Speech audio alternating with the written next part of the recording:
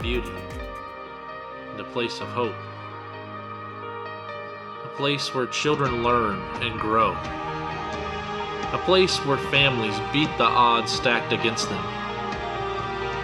A place of hard work and full bellies. A place of learning. A place of love. And a place of joy. God has called CHM to be a lighthouse in the Cabaret region of Haiti, to give a voice to the voiceless.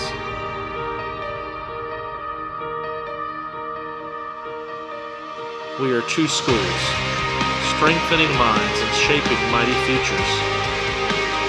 We are two churches, shining bright, echoing God's love to far and near. We are a children's home, a place of refuge where love makes a family. We are an organization making a difference by taking the gospel to our community. We are Cabaret Haiti Mission. Come join in the joy. Visit us online at cabarethaitimission.org. Thank you so much for inviting us to share for just a few minutes about the work we're doing in Haiti. And I say we because, as Pastor David mentioned, you guys have been very involved over the years in helping us to accomplish the mission that God set before us in Haiti. So we thank you. The Christmas thing is just amazing that you guys do every year. We take the money, we buy the gifts in Haiti, we give money to all our staff and teachers. So we have 119 employees, and you guys have provided Christmas for them for a number of years now. We're very, very grateful. We currently have a children's home with 39 children in it, 38, excuse me. We have two schools with almost 900 children in the two schools, and two churches sharing the gospel in the community that they're called to serve in. As Pastor David mentioned, the last few years have been extremely difficult in Haiti. You all have heard about the supply chain challenges in the United States. Well, gangs have almost completely shut down the supply chain in Haiti over the last few months since the president was assassinated in July. But we've just seen God's miraculous provision. We still have both schools functioning, both churches functioning, and the children in the orphanage are thriving. Somehow or another, God provides food and everything we need. Fuel has been our biggest challenge of late, but we have a guy that always just seems to find it. So we limit our use of electricity, but we have everything we need. My wife Bonnie and I lived in Haiti for 10 years, and as I'm sure you can imagine, I have 1,000 stories I could share. But I would like to share one with you in particular this morning. It's a story about a little girl named Dalindi Joseph. Shortly after Bonnie and I moved, her picture should be coming up. Yeah, there she is. Shortly after Bonnie and I moved to Haiti, we formed a partnership with two sisters from Central Florida that do a scholarship program for kids in our community. They have over 1,000 now, but in the beginning, they had just a few, and they would go visit each family and explain the scholarship program to them, share the gospel with them, but they haven't been able to do it over the last few years. But because there's too many, and because of the challenges we're facing in Haiti right now. But they went to visit a family in a little village down by the ocean called Belanger. And as they walked into the village, a little girl ran up to them and grabbed their hand, which is not anything unusual, but this girl was unusual. First of all, she was completely naked. She was covered in dirt. Her hair was all matted, and she had obviously suffered abuse. So they asked around, who does this little girl belong to? And the people in the village said, oh, she doesn't belong to anybody. She, people give her food or whatever, and she sleeps, wherever. So they came back to Bonnie and I, and just in tears, asking what they could do, what we could do. And I said, well, if she's an orphan, we can take her in. So I took our orphanage director and a man from that village, and we went over there to try to find this girl. And sure enough, as soon as we walked into the village, she ran up and grabbed our hand. And they were a little more open with the two Haitian guys, and they said, she belongs to this lady over here. So we went and knocked on her door. She came out, sat on her back steps, and we talked to her for a while, and then we asked her about Lindy. And she said, well, her mother died, and her father sold her to me.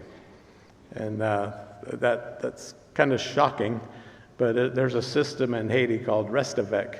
It means to stay with, and it can be anything from a family taking in a child to take care of them, to send them to school and all that, all the way down to slavery. And that's what the situation this little girl was in.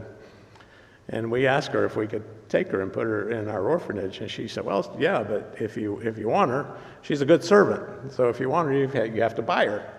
And we're like, well, we don't buy children. So we talked a little bit longer and left to go try to make some kind of plan. But as we were leaving, two ladies came up to us, and one of them was her aunt. And she said, we want you guys to take her. And we said, well, we can't just take her away, but if you bring her to us, we can take her into the orphanage. And they did the next day. She was all cleaned up. She was in a dress that we had to give back because it was borrowed. And we took her, got all the paperwork done, and admitted her into the children's home. And you've heard about a person being a handful. This little girl was at least 4 hands full. She was a mess. So she would bite and kick and punch, and she really kind of took to me. So whenever she was sitting with me, I would notice any of the other kids that came up would all of a sudden start crying. And I couldn't figure out what happened. Well, she was pinching them to get them away because she wanted all my attention for herself. But she would have several meltdowns a day, just screaming and crying. And but over the years, they became less frequent. And 3 weeks ago, I was in Haiti, and she got up on the platform with a group of other kids and sang, "Praise ye the Lord, hallelujah." And it's just an amazing story. And it's a story about a little girl, but it's also a story about redemption. And because it's a story about redemption, it's a story about us. We are the redeemed, those who have been called by Christ to be his servants. He bought us with a price and saved us, and he called us to be a part of the redemption story for other people. James 1:27 says, "Pure and undefiled religion before the Father is this, to care for widows and orphans in their distress, and to keep oneself unstained by the world." We sit here this morning near the end of 2021, and those words written 2,000 years ago by James are just as true today as they were then. God has called us to be a part of the redemption story for other people.